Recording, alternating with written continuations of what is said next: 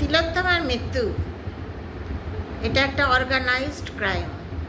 এটা কিন্তু শুধু ধর্ষণ নয়, এর সঙ্গে একটা বিরাট চেন জড়িত আছে, এর সঙ্গে ফাইন্যান্সিয়াল ফ্রড আছে, এর সঙ্গে ধর্ষণ তো লাস্ট স্টেজে, তার সঙ্গে অনেক বড় একটা চক্র জড়িত আছে। তা না হলে ওই সন্দীপ ঘোষকে রিজাইন করিয়ে 4 ঘন্টার মধ্যে তাকে আর একটা ভালো প্রাইজ পোস্ট দেয়া হলো কেন? কারণ আপনি দেখুন না, পার্থ চ্যাটার্জিকে ঘাট থেকে ছেড়ে ফেললো,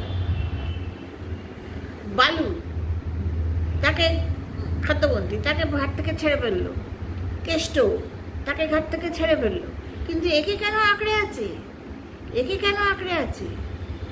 একে আবার একটা পোস্ট দিয়ে ধরে রাখলো, কারণ এ এমন কিছু জানে, কিন্তু এই ষড়যন্ত্রের সঙ্গে এমনভাবে ওতপ্রোতভাবে জড়িত আছে যেখানে উপরওয়ালারা সবাই জড়িত।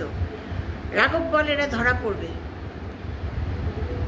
তো এটা it's organised crime, not only ধর্ষণটা তো এখন কোয়েশ্চেনেবল হয়ে গেছে। মৃত্যুর আগে হয়েছে না পরে হয়েছে? কারণ ময়নাতদন্ত ঠিক কথা বলছে না, ময়নাতদন্তের রিপোর্ট ভুল।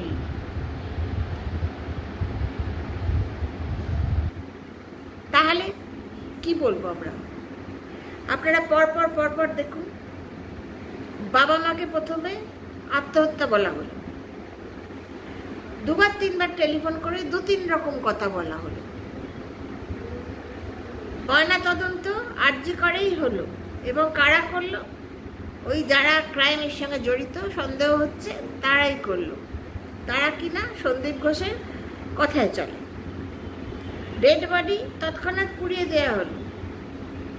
মুখ্যমন্ত্রীর একটা ক্লিপিংয়ে দেখছিলাম, উনি বলছিলেন যে সারা রাত ধরে আমি ওদের সঙ্গে কথা বলেছি টেলিফোনে, যে মৃত্যুর পরে আমি এতটাই ওয়ারিড হয়ে গেছিলাম যে সারা রাত ওদের সঙ্গে ফোনে কথা বলেছি। তার মানে সারা রাত উনি অর্ডার দিয়েছেন যে ওইখানেই ময়নাতদন্ত করো, বুড়ি ছড়া করছে, তারপরেই পুড়িয়ে দাও, বেশি বাবাকে ইম্পর্টেন্স দিও না।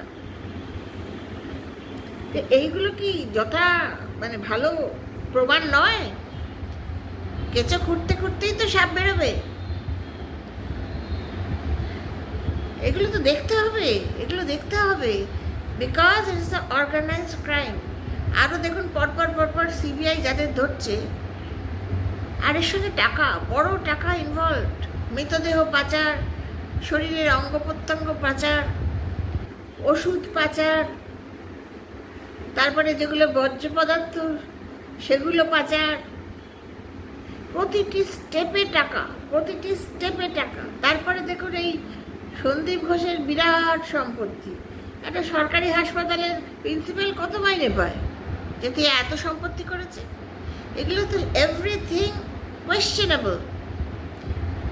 এগুলো সব কিছুর সঙ্গে তার একটা টাকা যেখানে জড়িত, তার একটা বড় অংশ কিন্তু চলে যায় ওপরওয়ালার, যে কারণে এই ওপর থেকে ওকে ছাড়তে চাইছে না।